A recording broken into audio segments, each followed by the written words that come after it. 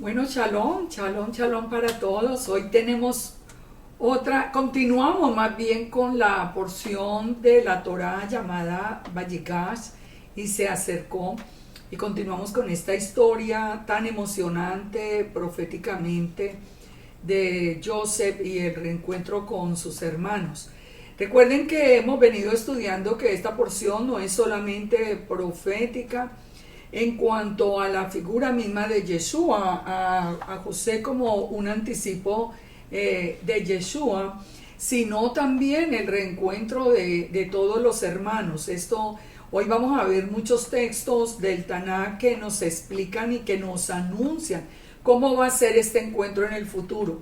Recordemos que la misma palabra nos dice, todo lo que fue será, no hay nada nuevo debajo del sol. Todo lo que estas porciones de la Torá nos están hablando del tiempo futuro. Y muy específicamente este último tiempo nos tiene que llamar la atención a nosotros porque este es el tiempo que estamos viviendo actualmente. O sea, nosotros pronto vamos a vivir ese segundo éxodo donde el Eterno nos va a sacar de las naciones así como sacó al pueblo de Egipto. Así que los animo a que estudiemos esta porción con muchísima atención porque trae elementos muy, muy hermosos y que yo sé que nos van a fortalecer muchísimo la fe en nuestro Elohim. El reencuentro entonces sabemos que es profético y saben una cosa que es muy interesante, ustedes saben que cada porción de la Torah tiene una porción también de la Haftará, o sea del resto del Tanaj, que está ligada al tema de la Torá. Y no es una coincidencia, claro, que estemos hablando de que la Haftará de esta semana sea Ezequiel 37. Por la importancia y por ser la Haftará de Ezequiel 37, la voy a incluir dentro del texto de la Torá que vamos a estudiar. Así que ustedes ya saben que cuando incluyamos Ezequiel 37, estamos al mismo tiempo estudiando la Haftará semanal. Entonces, ¿en qué quedamos de todo este relato en la porción pasada? En el arrepentimiento de Judá y en que Benjamín se tiene que quedar con José. Recuerden todo lo que sucedió con la copa de plata y Benjamín debe quedarse con José. ¿Eso qué tiene como consecuencia? Que es lo que hace que Jacob regrese a Egipto. Jacob va a regresar y en ese regreso de Jacob a Egipto él viene con su familia. Hoy vamos a aprender, entre otras cosas, quién era esa familia de Jacob que entró a Egipto. Una familia que dentro de Egipto se convirtió en una inmensa nación. Israel es apartada de las naciones, pero Israel se multiplica en Egipto. Génesis 44, 18 nos dice que es el Oberechit, que es la porción, el versículo con el que empieza esta porción de la Torá. Dice, entonces Judá se acercó a él y le dijo, ay Señor mío, te ruego que permitas que hable tu siervo una palabra en oídos de mi Señor y no se encienda tu enojo contra tu siervo, pues tú eres como Faraón. Recordemos que José era el segundo en mando después de Faraón. Aquí esta expresión, las expresiones en las escrituras nunca son casualidad. Nosotros tenemos que aprender una cosa, la escritura no fue invento de hombres. Siempre la gente que no conoce, que nunca ha leído las escrituras dice, ay, eso son historias de hombres. No, esto es revelado por el Eterno, esto es revelado por el mismo Espíritu Santo. Así que cuando el Eterno hace énfasis en algo nos está diciendo muy importante. Aquí le dice, no se encienda tu enojo contra tu siervo, pues tú eres como Faraón. Examinemos ese texto a la luz de Juan 14:9. Yeshua le dijo, tanto tiempo hace que estoy con vosotros y no me has conocido, Felipe. El que me ha visto a mí, ha visto al Padre. ¿Cómo pues dirás tú, muéstranos al Padre?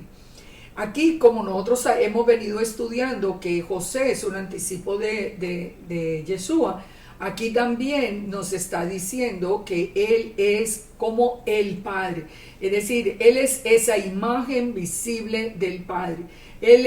Cuando le dice acá a Felipe en Juan 14, muéstranos al Padre, el que le dice, pero si me estás viendo a mí, yo soy la imagen visible de el Elohim invisible.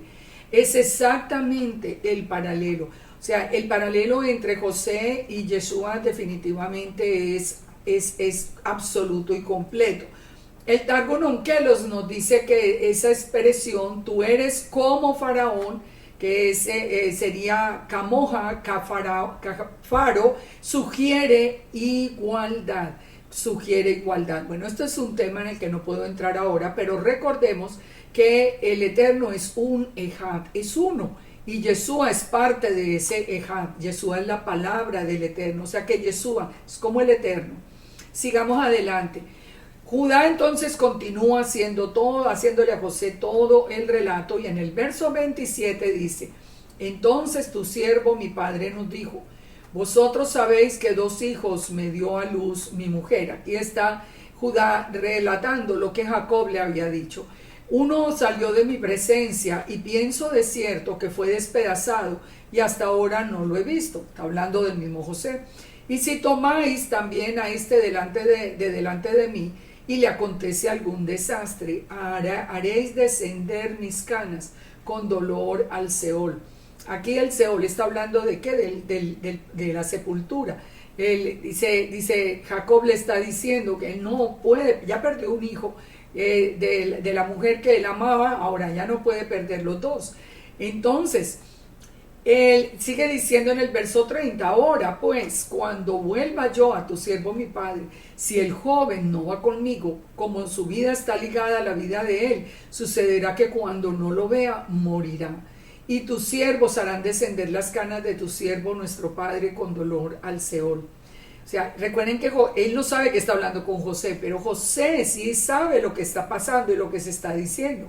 Así que dice, como tu siervo salió por fiador del joven con mi padre diciendo, si no te lo vuelvo a traer, entonces yo seré culpable ante mi padre para siempre. Te ruego que quede ahora tu siervo en lugar del joven, por siervo de mi señor, y que el joven vaya con sus hermanos. Judá entonces está negociando. Yo me quedo en el lugar de Benjamín.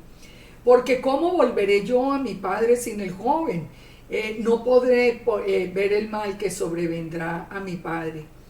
Entonces, fíjense esto, de Judá fue la idea de vender a José. Ahora es Judá el que se está poniendo en el lugar mismo de Benjamín, en el lugar mismo de Benjamín. Judá ya mostró arrepentimiento, recuerde que lo vimos en el final de la porción pasada. Y entonces ya frente a todo este relato, cuando ya José se da cuenta que Judá es capaz de poner su vida en el lugar de la vida de Benjamín, entonces es cuando él ya dice, me voy a revelar, yo me voy a mostrar, voy a mostrar mi verdadera identidad a ellos. Un conocido rabino en Israel en la actualidad dijo, algo así, está parafraseado, dijo, pagamos con esclavitud en Egipto el precio de haber vendido a José. También Judá vendió a Yeshua y hemos pagado por más de 2000 años de dispersión y persecución ese hecho. Aunque ese rabino sostiene que no es mesiánico, yo creo que sí lo es, pero de todas maneras es interesante que puse este texto porque la misma casa de Judá reconoce que después de ellos, de haber repetido la historia de José y de haber ellos entregado a Yeshua, la vida de la casa de Judá nunca ha sido igual. El hecho es que el mismo, en el caso de Yeshua, el mismo que lo entregó tenía hasta el nombre, Yehudá Iscariote, Judas Iscariote, que lo vendió por 30 monedas de plata. Ahora, ¿cuándo se va a arrepentir Judá? Esto es muy importante para que entendamos este momento en la porción de la Parashá. ¿Cuándo se va a arrepentir Judá? ¿Cuándo es que Judá va a llorar realmente por haber vendido a Yeshua, por haber pedido la muerte de Yeshua, porque recordemos que Roma no tuvo nada que ver en eso. Fueron los guardias del templo los que lo prendieron, ellos fueron los que pidieron que mataran a Yeshua. ¿Cuándo se va a arrepentir y cuándo se va a dar cuenta del error que cometieron? Nos lo dice Zacarías 12:10. Zacarías 12:10 nos advierte, esto lo hemos visto varias veces, pero es que es un hecho muy importante y está ligado acá. Dice que cuando Israel sea atacado por todas las naciones, porque Jerusalén va a estar por copa de las naciones, entonces dice que la casa de Judá en pleno levantará los ojos al cielo. Y dice el versículo 12:10 de Zacarías: derramaré sobre la casa de David y sobre los moradores de Jerusalén. ¿Quiénes son los moradores de Jerusalén? La casa de Judá. ¿Quién es la casa de David? La casa de Judá. No es una coincidencia que hoy por hoy la residencia en Israel se la den es a la casa de Judá, básicamente. Que si una persona se quiere ir a vivir allá, tiene que negar a Yeshua, tiene que convertirse al judaísmo, así que es la casa de Judá. Ahora dice el Eterno: derramaré sobre la casa de David y sobre los moradores de Jerusalén espíritu de gracia y de oración. ¿Qué fue lo que a nosotros nos llevó a Yeshua? Él es espíritu de gracia, la misericordia. En este momento ese espíritu de gracia regresa ahora sobre la casa de Judá. Y dice: y mirarán a mí, dice el Eterno, Aleptab, a quien traspasaron. Mirarán a mí, dice el Eterno, Aleptab, al que traspasaron. Yeshua y Yahweh son uno.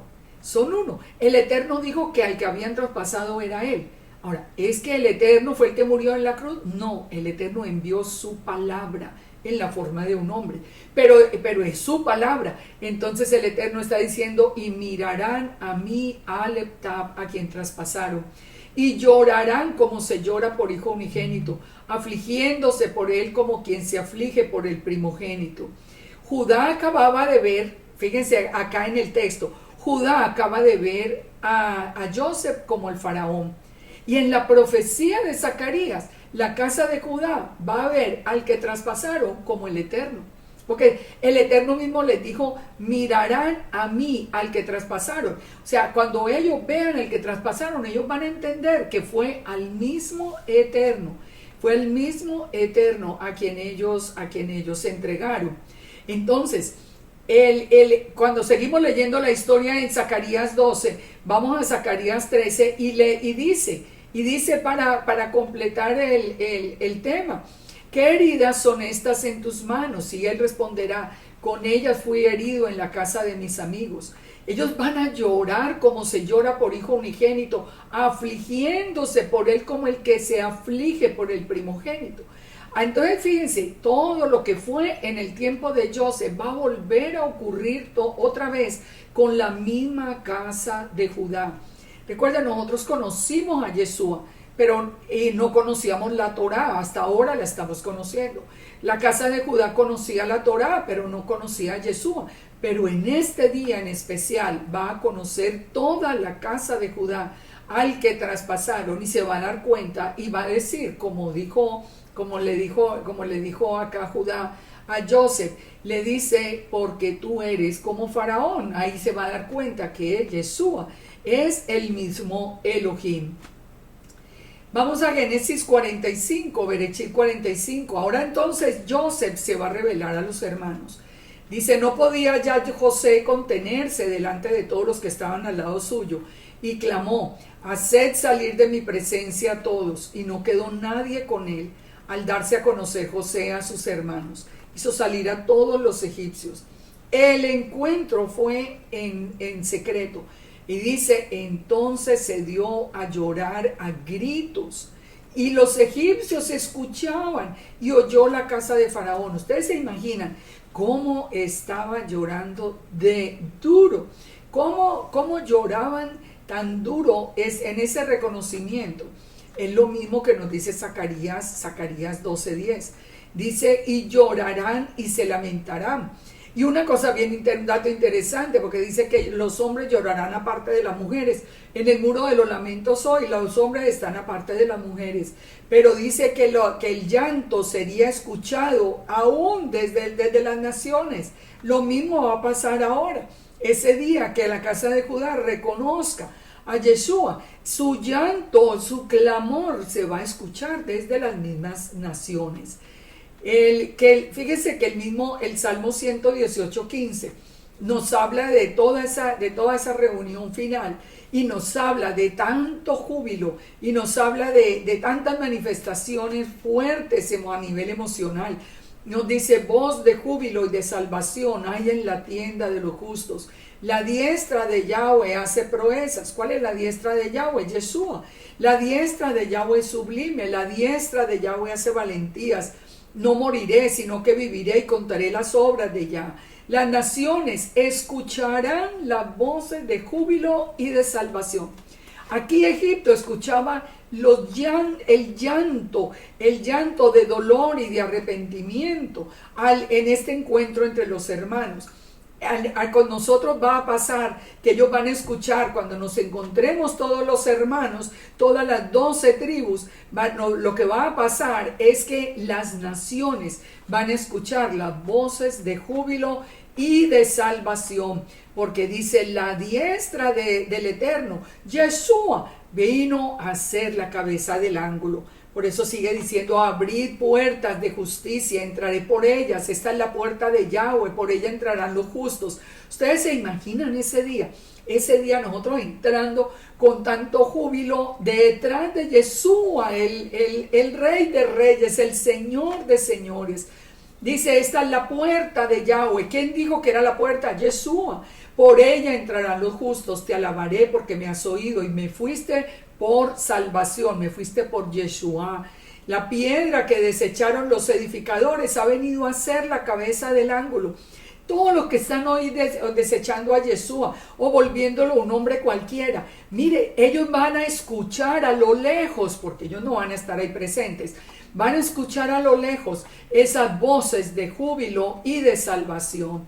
Dice: de parte de Yahweh es esto, y es cosa maravillosa a nuestros ojos. Este es el día que hizo Yahweh, nos gozaremos y alegraremos en él. Fíjense, nosotros tenemos toda esa expectativa para mantenernos firmes. Tenemos un futuro que ya está, ya lo podemos leer, que ya ocurrió en el tiempo pasado, y nosotros ya sabemos cómo el Eterno va a mostrar su poder, cómo el Eterno nos va a sacar con esa mano fuerte, cómo el Eterno nos va a sacar protegidos, cómo el Eterno nos va a ser nuestro proveedor. Mire, estudiar las Escrituras fortalece nuestra fe. Por eso la palabra dice que la fe viene por el oír la palabra del Eterno, pero la palabra del Eterno, no la palabra de los maestros. Si yo un día les enseño una cosa que no está en la Escritura, pues no me la crean y confrónteme con eso, porque definitivamente no es lo que quiera cada uno venir a inventarse. Nosotros, ¿qué podemos saber? Es lo que el Eterno reveló en su palabra, que es absolutamente perfecta. Volvamos al texto. Joseph se revela cuando están presentes todos los hermanos. Fíjese que él no se reveló en la primera venida cuando faltaba todavía Benjamín. Entonces, ¿esto de qué nos habla? Nos habla de la porción de la Haftará que les había anunciado. Ezequiel 37. Voy a pasarlo muy rápido porque no me puedo detener, porque esto es todo un estudio, Ezequiel 37. Pero miremoslo acá, desde el verso 1, el Eterno le está mostrando al profeta Ezequiel unos huesos secos que vuelven a la vida por el soplo del Espíritu. ¿Quiénes son esos huesos secos? Nosotros. ¿Por qué estábamos secos? Porque no teníamos la Torá, y la Torá es vida, porque no estábamos viviendo, en realidad no estábamos viviendo en obediencia al Padre. Entonces en el verso 9 dijo: y me dijo, profetiza al Espíritu, profetiza, hijo de hombre, y di al Espíritu: he aquí ha dicho Yahweh el Señor, Espíritu, ven de los 4 vientos y sopla sobre estos muertos y vivirán. Es lo que está pasando hoy. El Espíritu, el Rúa de santidad, está soplando sobre toda la tierra, y todo el que tiene su oído atento al llamado del Eterno está escuchando el llamado, está dejando lo que tenga y está dando el paso para regresar otra vez a la casa del Padre, para volverse otra vez a reestructurar, porque estábamos hechos huesos secos. Y mire cómo dice, profeticé como me había mandado y entró espíritu en ellos y vivieron y estuvieron sobre sus pies y fueron un ejército grande en extremo. La casa de Israel que se está levantando en este momento es una casa absolutamente incontable como la arena del mar. Me dijo luego, hijo de hombre, esos huesos son la casa de Israel. He aquí que ellos dicen, nuestros huesos se secaron y pereció nuestra esperanza y somos del todo destruidos. Por tanto, profetiza y diles, he aquí que yo abro vuestros sepulcros, pueblo mío, y os haré subir de vuestras sepulturas y os traeré a la tierra de Israel. Eso fue lo que hizo el Eterno con nosotros ahora. Dice, y sabréis que yo soy Yahweh cuando abra vuestras sepulturas. ¿Qué fue lo primero que supimos cuando vinimos a la restauración de Israel? Que su nombre era Yahweh. Que su nombre no podía ser un insulto como le estábamos diciendo antes. Su nombre no podía ser ahí la ruina, eso no tenía ningún sentido. Conocimos que su nombre era Yahweh y dice, y van a conocer mi nombre cuando yo los saque de vuestras sepulturas y pondré mi espíritu en vosotros y viviréis y os haré reposar sobre la tierra. A nosotros nos puso el Rúa en nuestro corazón, nos puso su Torah en nuestro corazón y ahora nos da la promesa de la tierra. Entonces, esto es lo que está ocurriendo hoy. Ahora miremos el verso 15. Vino a mí la palabra de Yahweh y dijo, hijo de hombre, toma un palo y escribe en él, para Judá y los hijos de Israel, sus compañeros. ¿Por qué los hijos de Israel? Porque hay algunos que se quedaron ahí siempre con ellos en Jerusalén.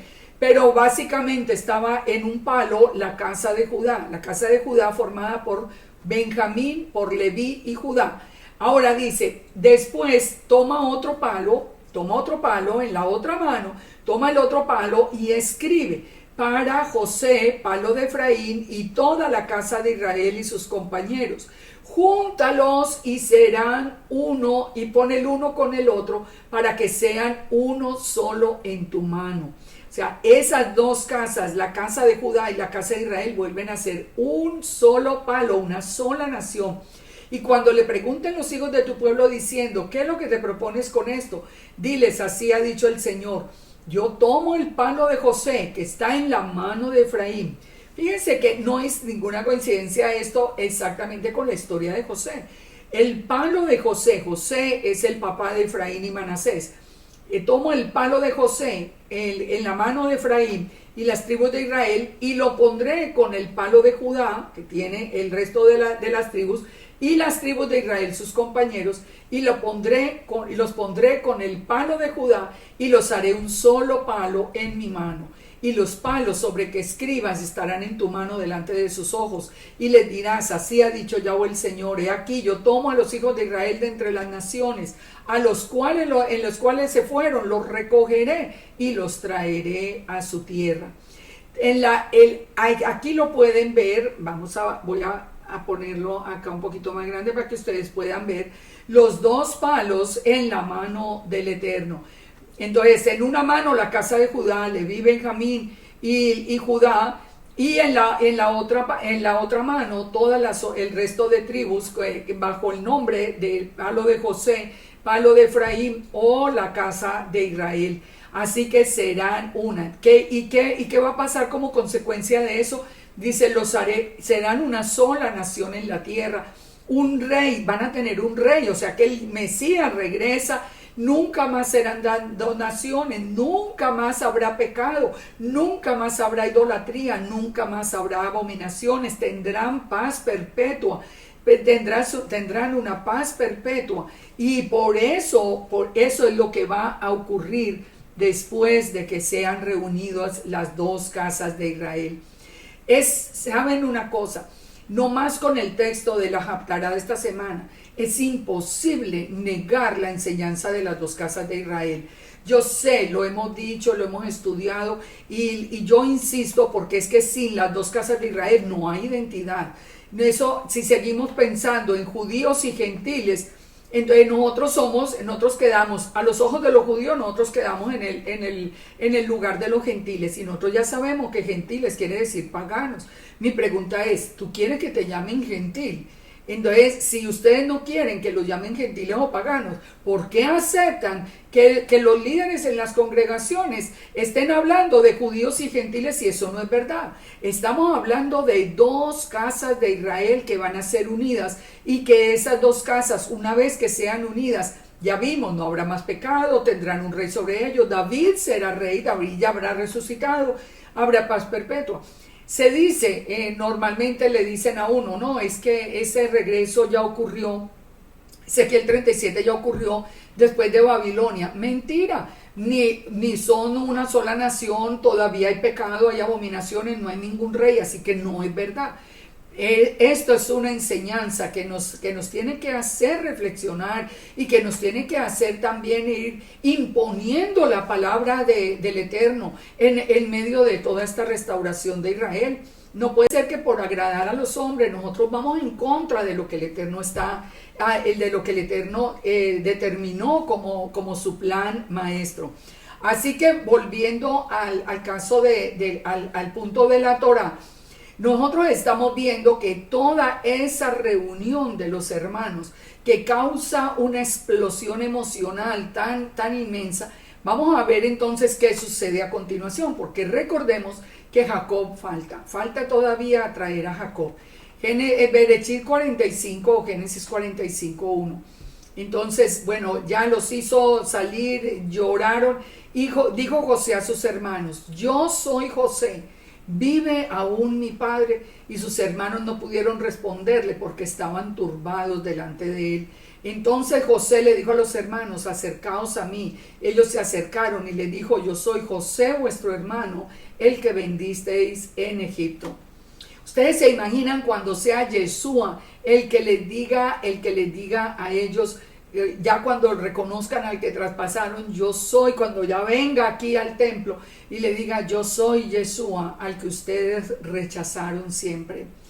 En la casa de Judá lo va a conocer, nunca lo había conocido, pero saben lo más triste, que los que sí lo habían conocido y lo niegan, de acuerdo al libro de Hebreos, ya no hay más esperanza para él.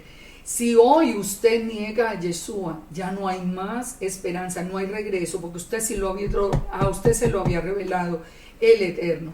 Esto es plan para la casa de Judá. Sigamos entonces. Ahora pues, les dice José, no os entristezcáis por haberme vendido, porque para preservación de vida me envió el Eterno delante de vosotros. Aquí también, en el caso de Yeshua. En el caso de Yeshua, ¿por qué no es correcto? No es correcto lo que hacía, por ejemplo, la Iglesia Católica o lo que la sigue haciendo. Pero sobre todo, digamos, en mi época, yo recuerdo en mi época de niñez en los colegios era impresionante el odio que le sembraban a uno en el corazón, los que mataron a Cristo, los asesinos. Por la casa de Judá a uno no le inculcaban sino odio. Pero fíjense una cosa, eso no es correcto, porque era parte del plan del Eterno. El Eterno cegó los ojos de la casa de Judá para que nosotros, porque ese era el plan, que Yeshua fuera revelado a toda la casa de Israel dispersa por el mundo, que nosotros siendo gentiles en aquel momento siguiéramos a Yeshua y a través de Yeshua recuperáramos nuestra identidad israelita. Ahora, entonces, aquí José les está diciendo, es parte del plan para preservación de la vida. Yo llegué aquí a Egipto porque el padre lo permitió. Si el padre hubiera querido defender a José, él no hubiera permitido que lo vendieran. Él les está diciendo algo que nosotros tenemos que entender. El mundo, la historia, cada día está en las manos del Todopoderoso, porque Él tiene el control sobre todo. Sobre todo. Nosotros lo vimos, vemos todo este plan en Romanos 11. ¿Qué es lo que nos dice Romanos 11? Primero, que Israel es el pueblo de Dios para siempre. Nunca dice el Eterno que hay un Israel espiritual, y nunca dice el Eterno que hay una nación gentil o que unos creyentes gentiles que son el pueblo de Dios. Nunca. Israel es el único pueblo. En el verso 1, ¿ha desechado Elohim a su pueblo? De ninguna manera, porque también yo soy israelita, dice Pablo, de la descendencia de Abraham, de la tribu de Benjamín. Entonces, aquí está definiéndose Pablo perfectamente. Ahora, el Eterno ha guardado un remanente de Israel. Dice, pero no, ¿qué le dice la divina respuesta? Me he reservado 7,000 hombres que no han doblado la rodilla delante de Baal. También así en este tiempo ha quedado un remanente escogido por gracia. ¿Cuál sería ese remanente hoy? Los que no estamos negando la palabra del Eterno. Saben, hoy mucha gente está negando la palabra del Eterno por la palabra de muchos hombres, porque así dice fulano de tal, el libro tal, el de más allá, el de más acá, y echan por tierra lo que el Eterno dijo. ¿Sabe? Eso es inclinarse delante de Baal. ¿Qué es permanecer? Permanecer en la palabra del Eterno, sin aumentarle, sin quitarle, sin ponerle, sin distorsionar nada. Literalmente la palabra del Eterno. Ahora, siempre habrá un remanente que va a guardar la palabra. Tercero, por la desobediencia puso confusión y velo en nuestros ojos.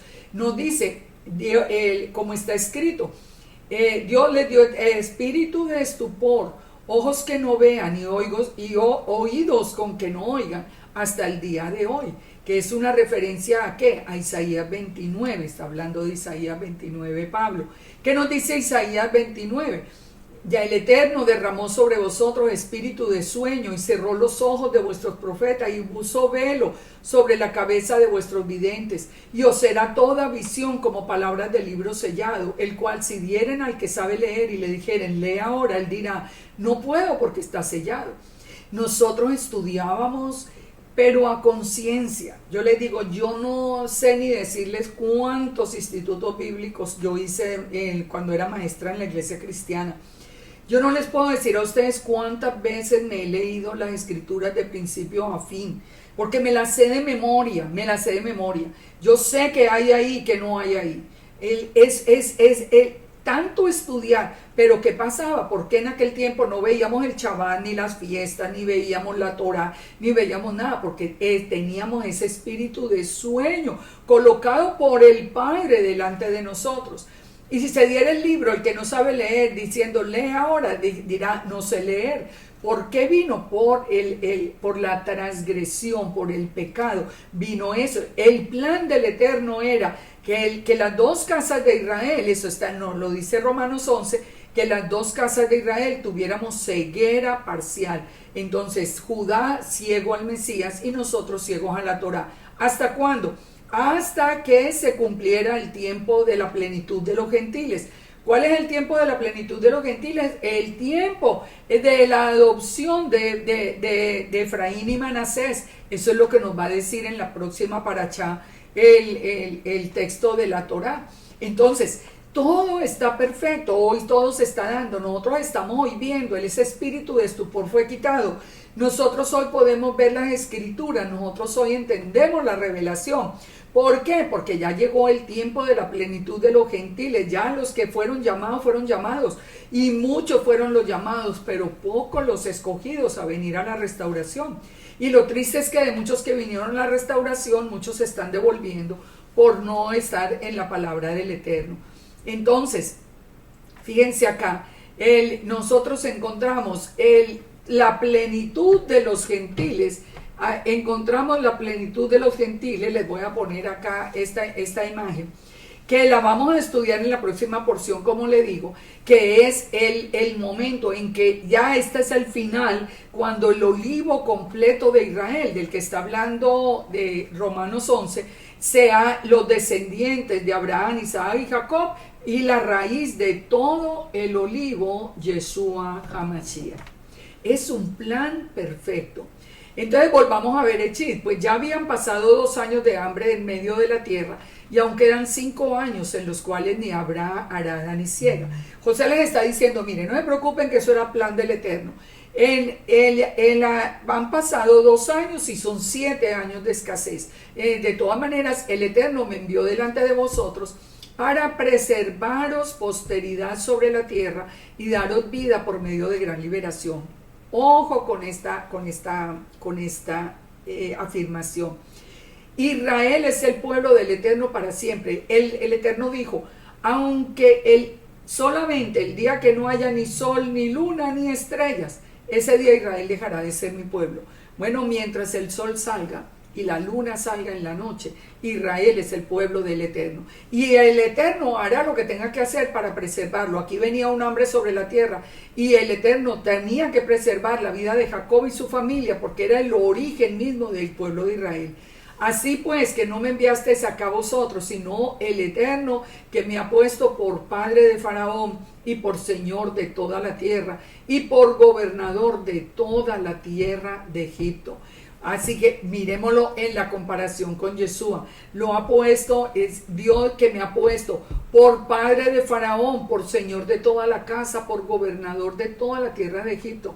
Yeshua regresa con todo el poder sobre todo el mundo, como rey de reyes y señor de señores.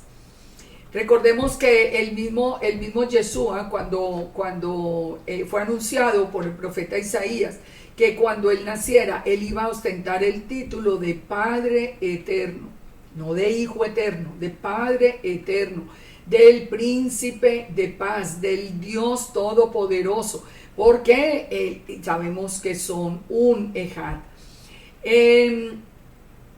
Recordemos esto, en Génesis 35:9, acá entonces sigue diciendo en el verso 9, daos prisa, id a mi padre y decidle, así dice tu hijo José. Ahora van a ir ustedes por Jacob. Así dice tu hijo José, el Eterno me ha puesto por Señor en todo Egipto, ven a mí, no te detengas. Habitarás en la tierra de Gosén y estarás cerca de mí, tú y tus hijos y los hijos de tus hijos, tus ganados, tus vacas y todo lo que tienes. Allí te alimentaré, pues aún quedan 5 años de hambre para que no perezcas de pobreza tú y tu casa y todo lo que tienes. Varias cosas aquí muy interesantes, ¿cierto? Primero, ¿a dónde lo va a ubicar? En la tierra de Gosén. Ya vamos a ver por qué, ya vimos un poco en la paracha pasada, pero para recordarlo, vamos a ver por qué en la tierra de Gosén. Porque si estaban en la tierra de Gosén iban a estar seguros de que no se mezclarían con el pueblo egipcio. Ahora dice que lo va a cuidar a su padre, a Jacob, y a su descendencia, Recuerden que en estos casos, por ejemplo, como en el diluvio, como en el caso de Lot, el Eterno guardó no solamente la integridad del justo, sino la integridad de sus hijos. Miren, vale la pena servirle al Eterno. Nosotros sabemos que el Eterno cumple sus promesas y que todo lo que fue será. Y nuestros hijos, en un momento, yo no estoy diciendo que ellos se salvan por nosotros sin que ellos den un paso, yo no estoy diciendo eso. Pero en un momento de calamidad, el Eterno lo va a guardar a ellos por amor a nosotros, Entonces ahora Joseph con toda la autoridad lo va a situar en la tierra de Gosén. Nosotros vimos en la paracha entonces pasada que los egipcios no quisieron comer con los hebreos y que nos dice que el Targum nos aclaró que los egipcios no pueden comer pan con los hebreos porque ellos se comen el ganado que los egipcios adoraban, que eran los corderos. Ellos eran pastores de ovejas y los egipcios adoraban al cordero. Entonces, el cordero era una deidad para los egipcios. Ponerlos a ellos en la tierra de Gosén, que era la tierra donde estaban todos donde ellos iban a llegar con sus ganados, les garantizaba que los egipcios iban a correr la voz de que nadie se junte con esos hebreos. O sea, nadie se junte con los hebreos porque los hebreos matan a nuestros dioses, al Dios que ellos consideraban, al que ellos consideraban su Dios, que era el Cordero. Entonces, Fíjense la importancia que tiene, hasta la forma como el Eterno trabaja. El Eterno los pone allí. El Eterno mismo ha puesto en su corazón ese deseo de separarse de los israelitas, para poder dejar a los israelitas que continúen durante más de los 400 años de esclavitud. Ellos puedan continuar con lo que tienen en su corazón acerca de quién es su Elohim. Apocalipsis 12, que nos anuncia a nosotros al final, nos anuncia que también ese remanente de Israel va a ser llevado al desierto, donde el Eterno tiene preparado allí un sitio por donde lo va a sustentar ese remanente por 1260 días, 3 años y medio estará ese remanente. La pregunta es si nosotros vamos a ser parte de ese remanente. Yo les digo que de todo corazón lucho día a día por ser parte de ese remanente que va a ser guardado en el desierto. Aquí el Eterno estaba guardando el remanente de esa primera familia que estaba empezando, la está guardando en la tierra de Gosén.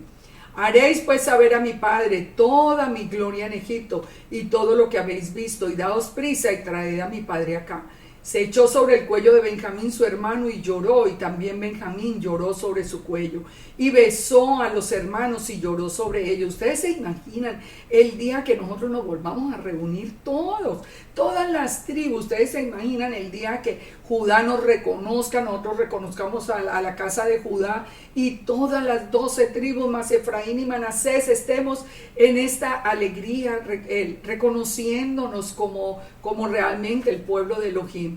Y dice, y se oyó la noticia en casa de Faraón diciendo: los hermanos de José han venido, y esto agradó en los ojos a Faraón y a sus siervos. Y dijo Faraón a José: di a tus hermanos, haced esto, cargad vuestras bestias, e id y volver a la tierra de Canaán. Tomad a vuestro padre, a vuestras familias, y venid a mí, porque yo os daré lo bueno de la tierra de Egipto, y comeréis en abundancia de la tierra. Aquí viene ya entonces todo el envío, y tú manda, haced esto, tomad de la tierra de Egipto carros para vuestros niños y vuestras mujeres, y traed a vuestros padres. Lo mejor lo envió el Eterno aquí a través de Faraón, para que vinieran José y todas las familias de los hermanos de José. No os preocupéis por vuestros enseres, porque la riqueza de la tierra de Egipto será vuestra. Y lo hicieron así los hijos de Israel, y les dio José carros conforme a la orden de Faraón, y les suministró víveres para el camino. A cada uno de ellos le dio mudas de vestidos, y a Benjamín le dio 300 piezas de plata y 5 mudas de vestidos. ¿Qué fue lo que envió al padre? ¿Qué le envió? Fíjense esto que es muy significativo. Dice: y al padre envió 10 asnos cargados de lo mejor de Egipto, 10 asnas cargadas de trigo, pan y comida para su padre en el camino. El regalo es muy significativo. 10 que representa las tribus del norte. ¿Quiénes son los asnos? Efraín y Manasés. Estaba la casa de Israel es comparada con asnos, porque de verdad que somos de dura cerviz.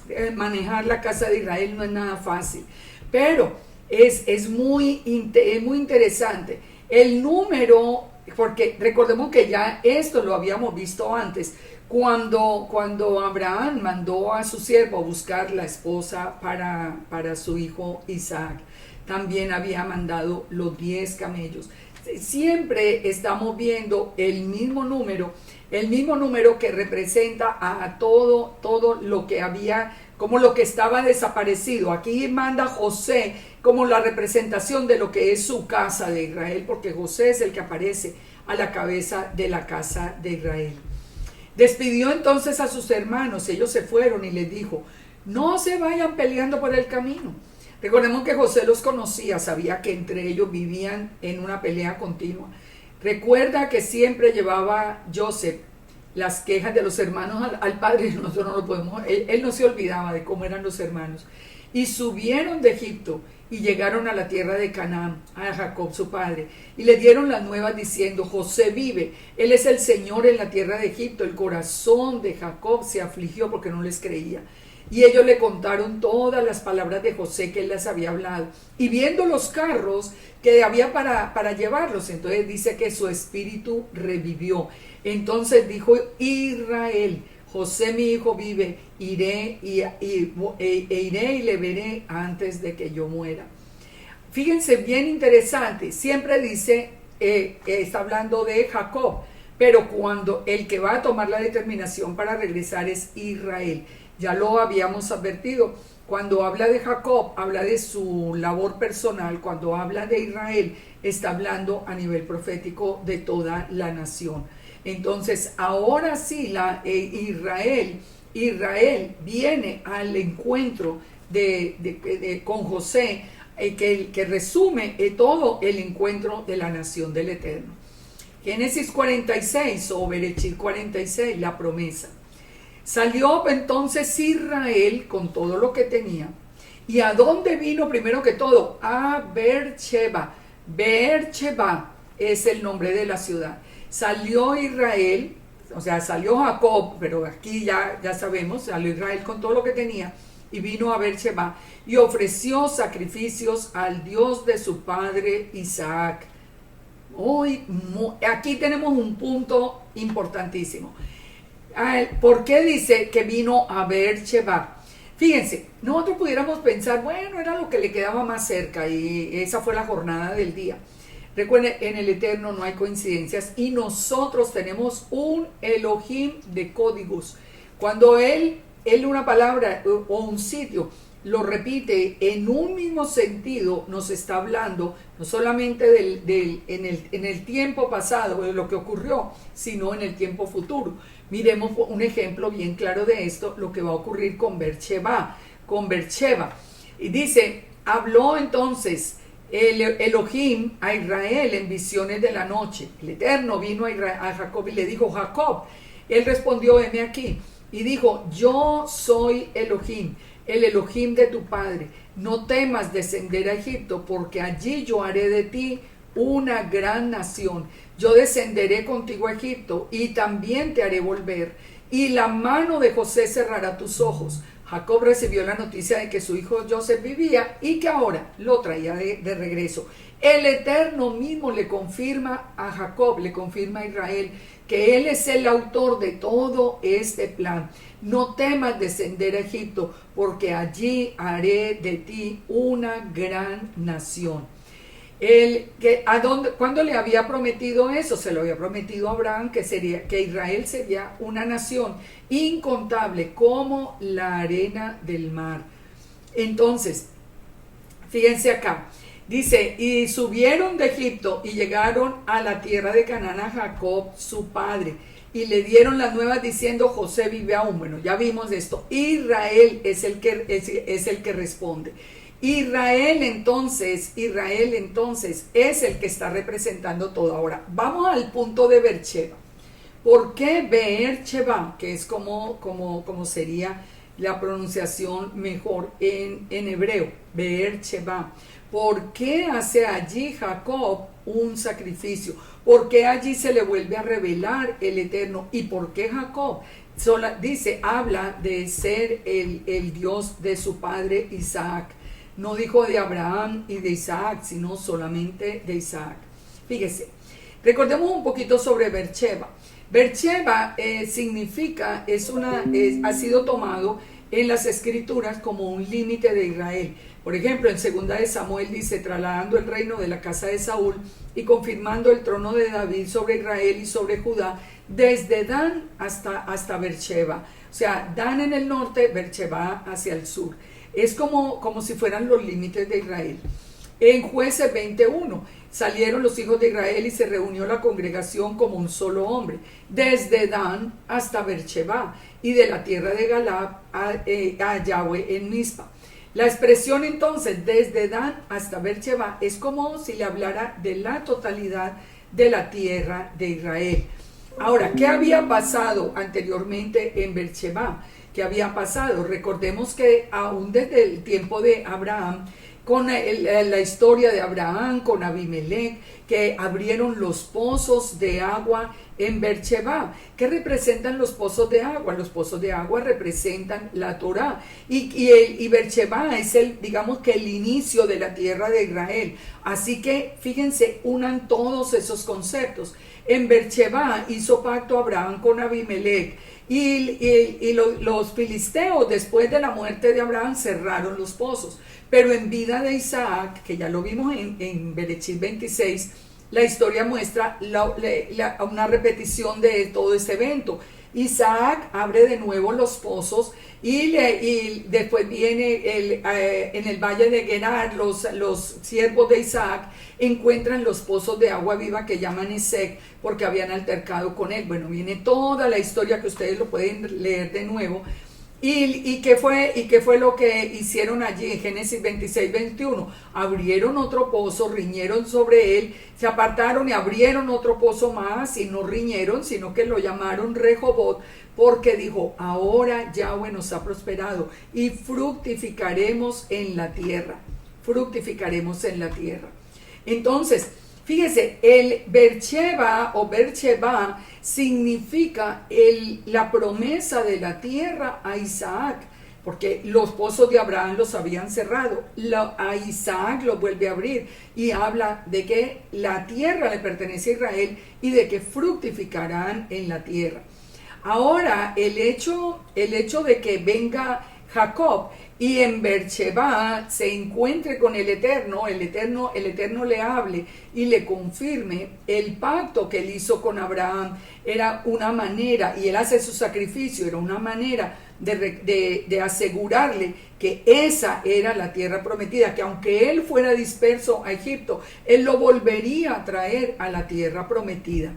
Dice el verso 23, y de allí subió a Beersheba, y se lee... aquí edificó un altar y plantó. Esto es en tiempo de Isaac. Ahora, volvamos entonces acá. Estamos hablando de Beersheba, la promesa de la tierra. Ahora, fíjense esto muy interesante. Pasamos la historia, venimos hasta el tiempo de Yeshua, venimos hasta el año 70 después de Yeshua. Y el templo fue destruido y toda la casa de Judá fue lanzada, fue dispersa entre las naciones. Se perdió, digamos, se perdió la tierra de Israel por casi 2000 años. Pero ¿cómo se empieza a recuperar? Aquí fueron, Jacob va a entrar en Egipto por 400 años. Ahora, pero ellos van a regresar a la tierra. Pero en esta segunda dispersión, después de Yeshua, por más de 2000 años no hubo tierra de Israel, quedó en manos, digamos, de los filisteos, quedó en manos de los enemigos, pero la promesa del Eterno es que él volvería a traer a la casa, a Israel, a su tierra. ¿Qué sucedió para empezar ese regreso y sobre todo el retorno de la tierra a Israel? ¿Qué sucedió en este tiempo actual? Fíjense que esto no es una coincidencia. El 31 de octubre de 1917, fue la declaración de Balfour, que fue la que inició, digamos, como la entrega de la tierra de Israel de nuevo a sus dueños después de casi 2000 años de haberla perdido, porque, como les digo, el Eterno prometió que siempre que nos llevaría de regreso. Pero en el verano de 1917, o sea, estamos hablando del 31 de octubre, la declaración, pero en el verano había sucedido algo muy interesante. Se encontraban dos imperios en guerra. En el Medio Oriente, las fuerzas británicas estaban en Egipto y el Imperio Otomano estaba en Palestina. O sea, cuando al mismo tiempo que se está dando la orden de regresar la tierra está en manos del Imperio Otomano. Y tiene que suceder algo sobrenatural para que esa tierra regresara a sus verdaderos dueños. ¿Qué pasó? En el verano de 1917, pon atención, un poquito antes de la declaración de Balfour, que es la que da inicio, El general Edmund Allenby, que era un cristiano absolutamente convencido, un cristiano de verdad entregado al Eterno, fue elegido comandante de las Fuerzas Armadas de Gran Bretaña. Y él es el que inicia, él es el que inicia el plan para empezar a recuperar la tierra. Y ellos, sabiendo que el Imperio Otomano estaba en Gaza, este general decidió venir y atacar por Beersheba. Y en otoño las fuerzas británicas, unidos con la división australiana, se dirigieron a Beersheba. Y sin ninguna probabilidad desde el punto de vista humano, ellos tomaron posesión, empezaron a tomar posesión de la tierra, otra vez por este mismo sitio. Fíjense, todo esto que nosotros pudiéramos decir, esto será una coincidencia. No, no es una coincidencia. El Eterno a Jacob lo saca por Beersheba, le da la promesa de que lo va a regresar. Y ahora, cuando Israel vuelve a ser nación, otra vez vuelve a la tierra prometida, después de casi 2000 años, el territorio que primero cayó otra vez en las manos de israelitas, en manos israelitas, fue precisamente Beersheba. Yo los invito a que ustedes hagan un paréntesis, porque estos no son datos que yo me encontré así al azar, son datos del libro del Rabino Kahn, que yo se los recomiendo muy, muy, muy especialmente. Volvamos a Bereshit 46:1. Ya sabemos entonces todo lo que pasa aquí en Beersheba y cómo todavía en este tiempo se confirmó. Dice entonces: salió Israel con todo lo que tenía y vino a Beersheba. Ya vimos por qué hace referencia a Isaac, porque Isaac fue el que le dio la promesa de la tierra. Y también porque a Rebeca se le dio la profecía de que ella sería la madre de las naciones. Es decir, todas las naciones vendrían de nuevo acá. Muchas naciones estaban entrando en la sola familia de Jacob. Esas naciones esa nación de Israel grande que se iba a formar en Egipto, venía ya dentro de la familia de Jacob, formada por diferentes naciones. Vamos a verlo. Dice: y habló Elohim a Israel y le dijo, ya lo vimos: yo soy el Dios de tu padre, no temas de descender a Egipto, yo descenderé también contigo a Egipto y te haré volver. De todas maneras, la promesa es: allá vas a crecer y otra vez vas a regresar. Eso sería por un tiempo determinado. ¿Dónde lo habíamos visto? En Génesis 15:13, cuando el Eterno le había dicho a Abraham que en Egipto serían oprimidos por 400 años. Dice entonces, volviendo a Bereshit 46, tomaron sus ganados, sus bienes, y vinieron a Egipto Jacob y la descendencia consigo, sus hijos, los hijos de sus hijos consigo, las hijas y los hijos de sus hijos, y toda la descendencia trajo consigo a Egipto. Y los hijos de José que le nacieron en Egipto, 2 personas, todas las personas de la casa de Jacob que entraron en Egipto fueron 70. 70 que representan, 70 representan las naciones. Recordemos que en Sukkot se hacen 70 holocaustos, uno por cada una de las naciones. 70 era la familia de Jacob. Hay una confusión en Hechos 7:14, hay una que nos habla de 75 personas, pero ¿por qué dice 70 y en Hechos dice 75? La diferencia está por la versión de la Septuaginta, que incluye en la lista 2 descendientes de Manasés y 3 de Efraín. O sea, eso es simplemente la diferencia. Pero fueron 70 las naciones. Como 70 eran las palmeras que se habían encontrado al principio. Ustedes ven, siempre hay un mismo patrón. Ahora vamos entonces a Gosén. Envió Jacob a Judá delante de sí a José, para que le viniese a ver en Gosén, y llegaron a la tierra de Gosén. Y José unció el carro y fue a recibir a su padre en Gosén. Se manifestó a él y se echó sobre su cuello y lloró largamente. Ya nos podemos imaginar la emoción de ese encuentro. Entonces Israel le dijo, muera yo ahora que ya he visto tu rostro y sé que vives. Pero después de toda esa emoción, entonces le dijo José a sus hermanos y a la casa de su padre, subiré y lo haré saber a Faraón y le diré, mi hermano y la casa de mi padre que estaban en tierra de Canaán han venido a mí. Y los hombres, ¿qué es lo primero que va a advertir José a Faraón? Lo que son pastores de ovejas. Ya vimos por qué. Porque para los egipcios es abominación esto.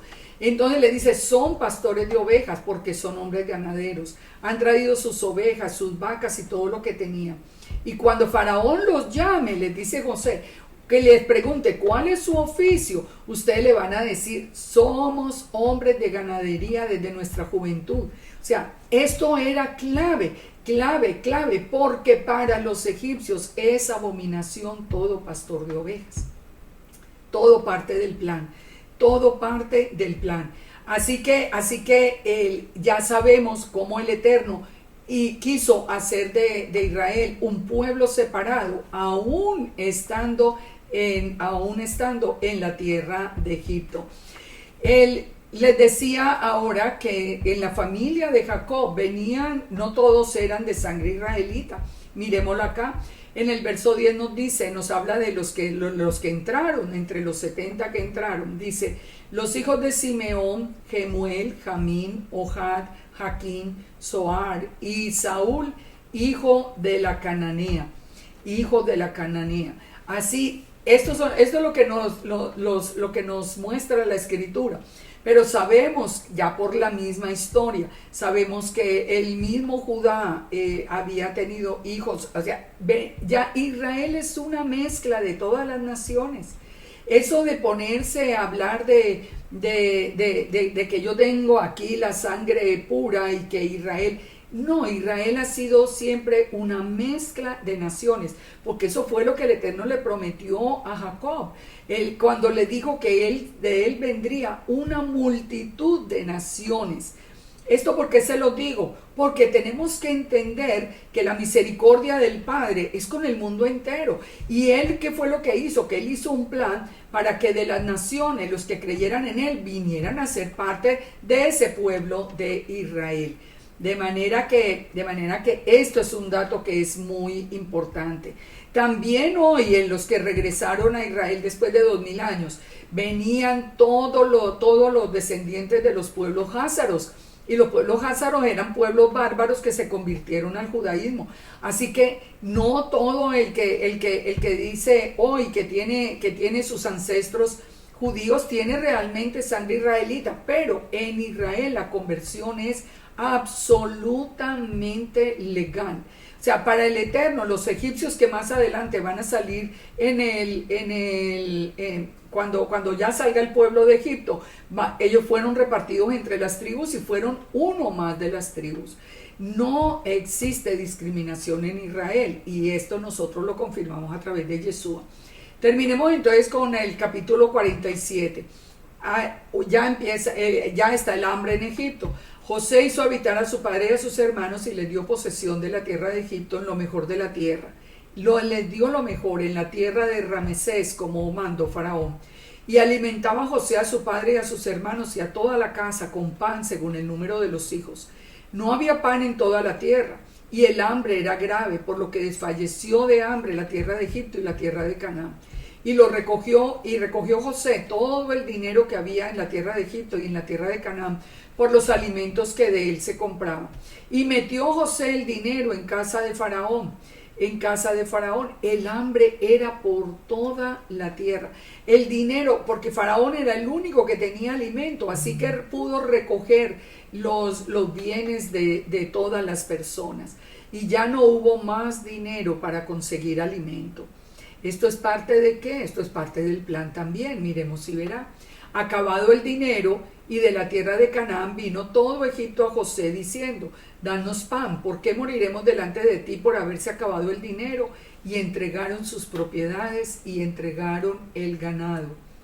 ¿Qué pasa aquí? Aquí es cuando se vuelven esclavos de Faraón, porque no era lo mismo cuando ellos llegaron, ellos no entraron en calidad de esclavos, ellos entraron como la familia de José, Pero al acabarse ya por la compra de alimentos, al acabarse aún que ellos tuvieron que entregar las propiedades, allí ya se convirtieron en siervos del faraón, en esclavos en Egipto, tal como el Eterno les había anunciado antes. Miremoslo proféticamente. ¿Qué es lo que nosotros vemos que pasa en este último tiempo? ¿Qué es lo primero que vienen a hacer esos nuevos faraones en cada uno de los países donde toman el control? Lo empobrecen, lo vimos en la porción pasada. Es gente maligna que viene a empobrecer las naciones. ¿Por qué? Porque una nación con hambre entrega lo que tenga con tal de tener algún alimento. Y ese faraón se convierte en el dueño de todas las posesiones, en el dueño mismo del país. Aquí también, entonces dijo José, dad vuestros ganados y yo os daré por vuestros ganados si se ha acabado el dinero. Ellos trajeron los ganados a José. José les dio alimentos por los caballos, por las ovejas, por las vacas, por los asnos, les sustentó con pan. Pero acabado aquel año vino el segundo y dijeron, no encubrimos que el dinero se acabó, el dinero ya no quedan sino nuestros cuerpos. Y le dice, ¿por qué moriremos delante de tus ojos, así como nosotros, como nuestra tierra? Cómpranos a nosotros y a nuestra tierra por pan. Aquí vemos cómo fue el proceso. Aquí el mismo pueblo se entrega en esclavitud por alimento. Ahora sí entendemos por qué en el tiempo final tiene que venir todo ese sistema del antimesías, todo ese sistema socialista, comunista, vienen a empobrecer las naciones porque saben que nosotros nos entregamos por hambre. Entonces, él compró José toda la tierra de Egipto para Faraón. La tierra vino a ser de Faraón. Ustedes recuerdan eso de expropiese. Bueno, es exactamente lo que Faraón hizo ahora por hambre. Ellos ya no tenían propiedades. Solamente la tierra de los sacerdotes no compró, por cuanto los sacerdotes tenían ración de Faraón. Está hablando de los sacerdotes de Egipto. Está hablando en Egipto, pero el resto, incluyendo al pueblo de Israel, quedaron como siervos o como esclavos de Faraón. José dijo al pueblo, he aquí os he comprado hoy a vosotros y a vuestra tierra para Faraón. Ved aquí la semilla y sembraréis la tierra. Cuando ustedes tengan tierra, entonces de los frutos de la tierra, ya ellos no eran dueños de la tierra, el dueño de la tierra era Faraón. Ahora entonces el plan tiene como una segunda etapa y José les dice, yo les voy a dar semillas, ustedes las siembran, de los frutos ustedes le van a dar la quinta parte a Faraón y 4 partes serán para sembrar vuestras tierras y para vuestro mantenimiento y de los que estén en la casa y que coman también los niños. Y ellos respondieron, la vida nos has dado, hallemos gracia en los ojos de nuestro Señor y seamos siervos de Faraón. Aquí se está estableciendo, como establece José, como una especie de diezmo. Ahora, pasemos esto. ¿Por qué está ocurriendo esto? El Eterno nos está hablando de lo que más adelante Él va a venir a legislar, cuando ya le da la Torá al pueblo una vez salido de Egipto. ¿De quién es la tierra? La tierra es del Eterno. El Eterno dijo, mía es la tierra, mía es la tierra. Lo que nosotros tenemos, lo tenemos por gracia del Eterno, porque el Eterno es el dueño de la tierra. Aquí Faraón era el dueño de la tierra. Y les daba con qué sembrar, pero ellos tenían que apartar una quinta parte para Faraón y ellos podían disponer del resto. Después viene el Eterno y el Eterno nos da exactamente la instrucción. Aquí era la sombra profética de lo que iba a ocurrir después. El Eterno nos dice, yo soy el dueño de la tierra. No, Él es el que nos permite a nosotros vivir en su tierra. Y por eso, al apartar nosotros nuestro diezmo, nuestra ofrenda, lo que estamos reconociendo es que nosotros somos los siervos del Todopoderoso. La persona que no está diezmando, la persona que no da una ofrenda, la persona que no reconoce que el Eterno es el dueño de todo, esa persona tiene que tener otro siervo, otro Faraón, Ese otro faraón puede ser el mismo, el dios del dinero, cualquier otro que como se llame, porque definitivamente nosotros a través de todo esto estamos entendiendo de quién tenemos que estar nosotros, a quién tenemos que estar sujetos y por qué nosotros debemos reconocer con gratitud la misericordia que ha tenido el dueño de la tierra, en el caso nuestro Elohim. Ellos les dijeron, la vida nos has dado, hallemos gracia delante de nuestro Señor y seamos siervos de Faraón. Seamos siervos de Faraón. Nosotros hoy ya no somos siervos de Faraón, nosotros le servimos al dueño de la tierra, que es el eterno Yahweh, el creador del cielo y de la tierra. Entonces José lo puso por ley hasta hoy sobre la tierra de Egipto, señalando para Faraón el quinto, excepto solo en la tierra de los sacerdotes que no fue de Faraón. Así habitó Israel en tierra de Egipto, en la tierra de Gosén, y tomaron posesión de ella, y se aumentaron y se multiplicaron en gran manera. En gran manera. Con esto quiero cerrar la reflexión de esta parashá.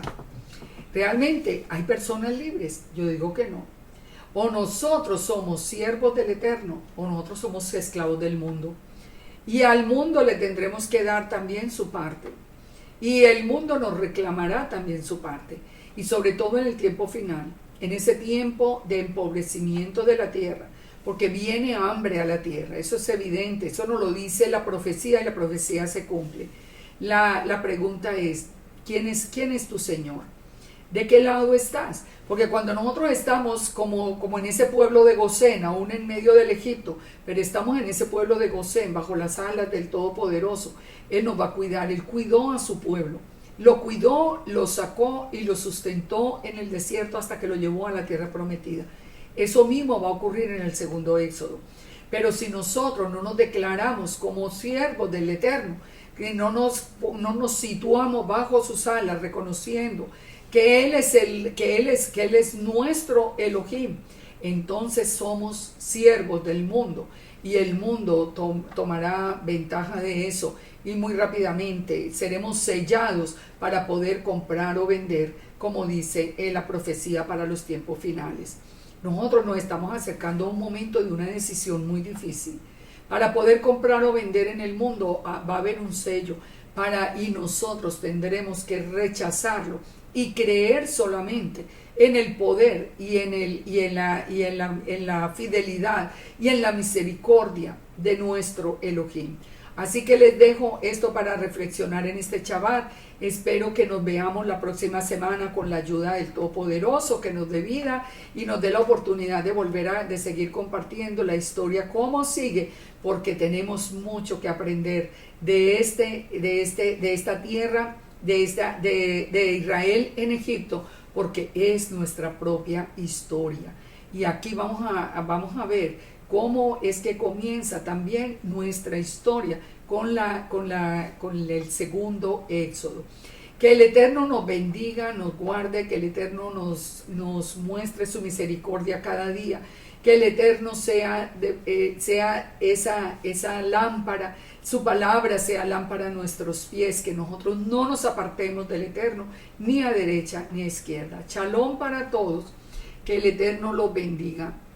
Y hasta la próxima semana, que continuaremos con la próxima parashá. Shalom.